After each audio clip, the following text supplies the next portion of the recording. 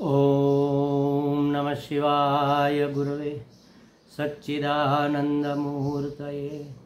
निष्प्रपंचाय शांताय निरालंबाय तेजसे। हरिओम प्रभु जी, आज के इस अध्यात्म परिषद में आप सबका स्वागत है। आज का प्रश्न बेंगलोर से ज्योति गुप्ता जी का है। उन्होंने पूछा है कि ईश्वर ने दी हुई बुद्धि में अविवेक कैसे पैदा हो जाता है? क्या यह हमारा दृष्टिकोण मात्र है कि जो हमने मान्यताएं बना ली है उनमें दृढ़ता हो जाने के कारण हम विवेक नहीं कर पाते हैं? विवेक करना क्या है? वैसे तो ये बात हो तो गई है, आपको भी पता है, लेकिन थोड़े आसान शब्दों में, थोड़े अलग दृष्टिकोण से आज हम इस बात को रखेंगे। आप इसको ठीक से सुनना, एकदम स्पष्ट हो जाएगा। देखो, एक शब्द आपने सुना होगा, लगन। लगन, लगना। लगन तुमसे लगा बैठे, अब जो होना हो सो हो। तो लगन लगना माने क्या, और लगन किससे लगती है, ये मैटर करता है, ये महत्व का है। अगर लगन संसार से लगेगी तो अविवेक पैदा होगा, और लगन अगर भगवान से लग गई, परमार्थ से लग गई, तो विवेक पैदा होगा। देखो, लगन माने भक्ति कह लो, प्रेम कह लो। किसी से लगन लग जाना माने किसी से बहुत प्रेम हो जाना, गाढ़ प्रेम हो जाना। इसी को तो भक्ति कहते हैं। भक्ति परम प्रेम रूपा है। तो भक्ति महारानी है और भगवान महाराज है। अब जब महारानी और महाराज का सम्मिलन होता है तो दो युवराज पैदा होते हैं। इसके नाम है ज्ञान और वैराग्य। ये भागवत का दृष्टिकोण है महाराज। तो भक्ति महारानी, ज्ञान महाराजा, और उनके सम्मिलन से प्रकट होने वाले दो महायुवराज, दो युवराज, ज्ञान और वैराग्य। जब ज्ञान और वैराग्य पैदा होते हैं तब हमें मुक्ति प्राप्त होती है। लेकिन वह ज्ञान वैराग्य कैसे होने चाहिए? भक्ति युक्त होने चाहिए। भक्ति माने परमात्मा से लगने वाली लगन। अब लगन कब लगेगी? अगर वो लगन भगवान से लगी तो विवेक जागेगा। लगन का भगवान से लगना, इसी का नाम विवेक है। और लगन का संसार से लगना, इसी का नाम अविवेक है। तो अविवेक, वासनाओं, विषयों की वासना का नाम अविवेक है।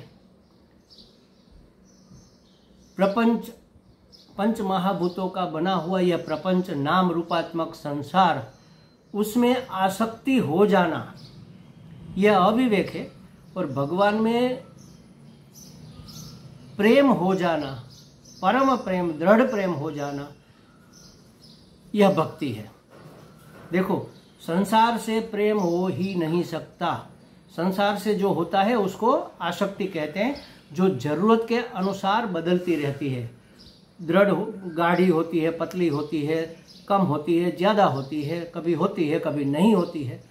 और बहुत ही प्रेम है संसार में, और एक घटना ऐसी घट जाए, नफरत हो जाएगी।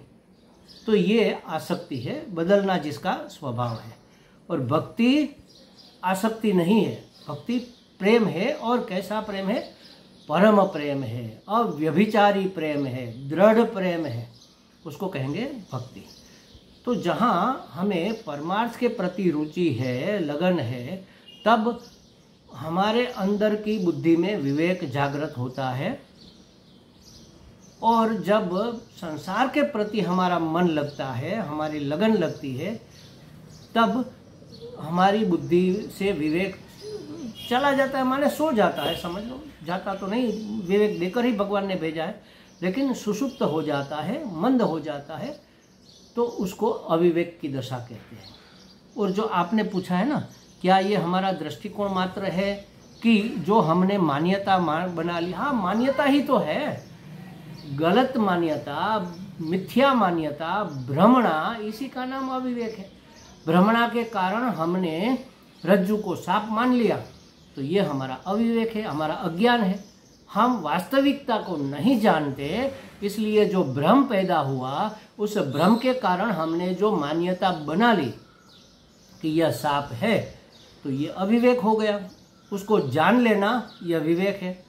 मतलब सत्य को आपने पूछा है ना अंत में कि विवेक क्या है? सत्य को जानना और जाने हुए सत्य को मानना, इसी का नाम विवेक है। और सत्य को सत्य न जानकर उससे विपरीत रूप में जानना, यह मिथ्यात्व है, ये भ्रमणा है। इससे जो पैदा होता है, इसी का नाम अविवेक है। तो जैसे रज्जु में सर्प दिखता है, तो ये हमारा अविवेक है। अविवेक के कारण, अज्ञान के कारण अविवेक हो जाता है। तो ये क्यों हुआ अविवेक? हमारे अज्ञान के कारण। हमने विवेक नहीं किया तो अविवेक हो गया, और उससे हमारी मान्यताएं, गलत मान्यताएं दृढ़ हो गई। क्या गलत मान्यताएं दृढ़ हो गई महाराज? तो विषयों में सुख है, यह भ्रमणा है, लेकिन हम मानते हैं, जानते नहीं है, सिर्फ मानते हैं। बिना जाने मान लेना, ये भी बड़ा जोखमी है, बड़ा भयंकर है। और बिना माने सिर्फ जान लेना, ये भी बड़ा धोखेबाज है, मतलब ये हार्मफुल है। तो जानना भी चाहिए और जाने हुए को मानना भी चाहिए। ऐसे ही बिना जाने मान लेना भी जोखिम है, और बिना माने सिर्फ जानकर रह जाना, ये भी मुश्किल है, ये भी जोखिम है। तो हमने माना हुआ है कि विषयों में सुख है। कहाँ जानते हैं? जानने का प्रयास कहाँ किया? जानने का प्रयास कैसे करेंगे? तर्क से करेंगे, युक्ति से करेंगे। तो युक्ति से सत्य को जानने का प्रयास करने का नाम है विवेक।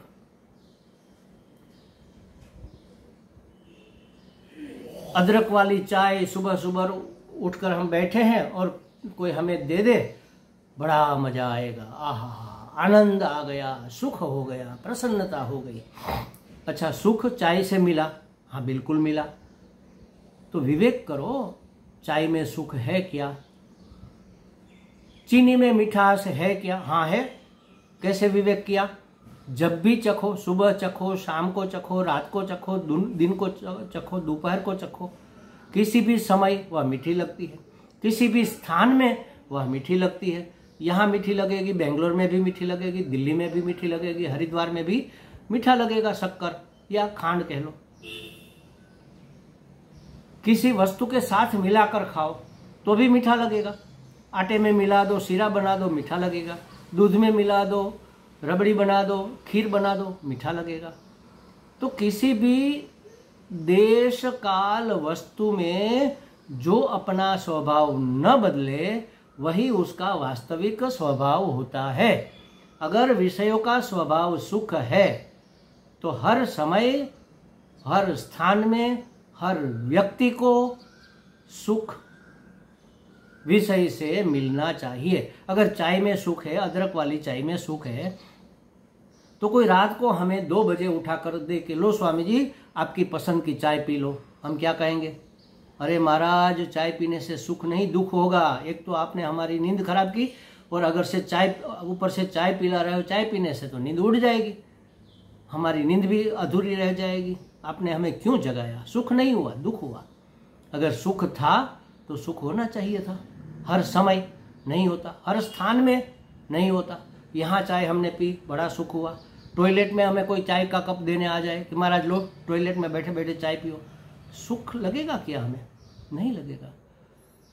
और हर किसी को चाय में सुख नहीं मिलता।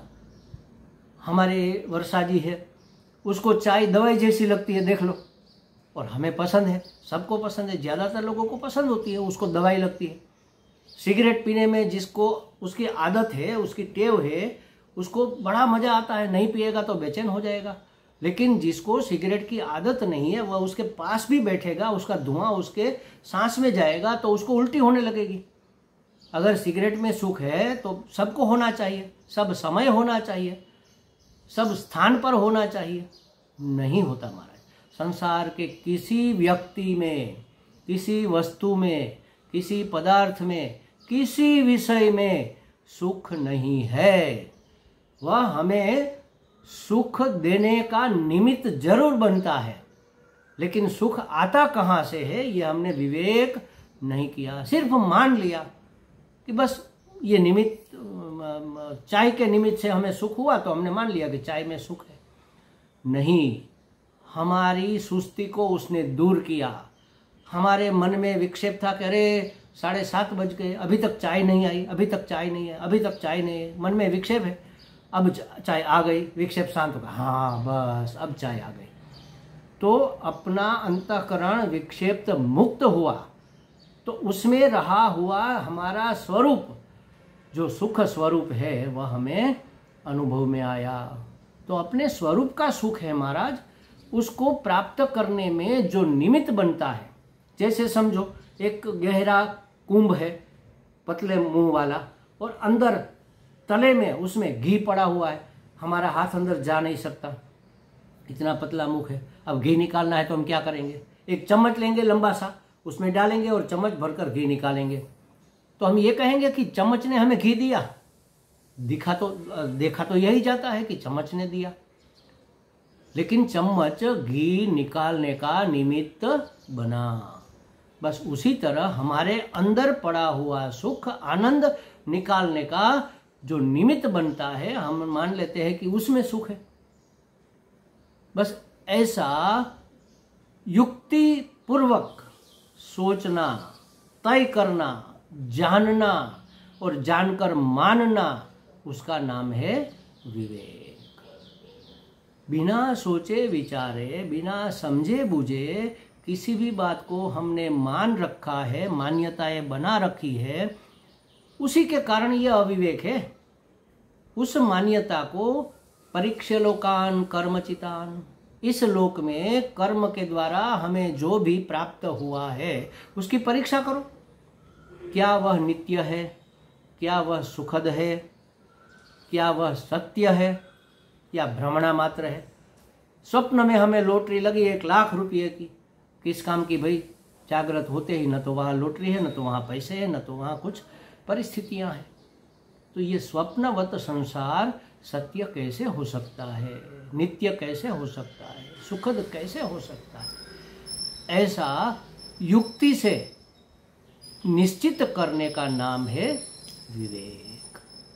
हमारी मान्यताओं को ठोक बजाकर, जांच उल्टा सुल्टा करके जांचना, परखना और जो सही मालूम हो उसको मान लेना, इसी का नाम है विवेक। विवेक ज्ञान से ही हम सदा प्रसन्न रह सकते हैं, अखंड आनंद में रह सकते हैं।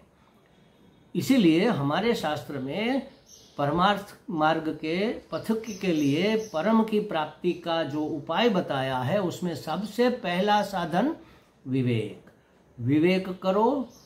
विवेक करोगे तो जो मिथ्या है, जो असत्य है, जो निकम्मा है, जो काम का नहीं है, जो भ्रमणा मात्र है, जो माना हुआ मात्र है, उससे आसक्ति छूट जाएगी। इसका नाम है वैराग्य। तो विवेक वैराग्य युक्त होकर, साधन चतुष्टय संपन्न होकर इस मार्ग पर आगे बढ़ा जा सकता है और परम की अखंड आनंद की प्राप्ति की जा सकती है। हमारे परम गुरु कहेंगे, क्या कहेंगे? हमारे गुरुजी, उसके गुरुजी दयानंद जी, हमारे गुरुजी स्वामी विदितात्मानंद जी महाराज, उसके गुरुजी स्वामी दयानंद जी महाराज, उसके गुरुजी स्वामी चिन्मयानंद जी महाराज। वो कहते थे कि ना समझी के कारण जो गैर समझ हो गई है, वही सभी समस्याओं का मूल है।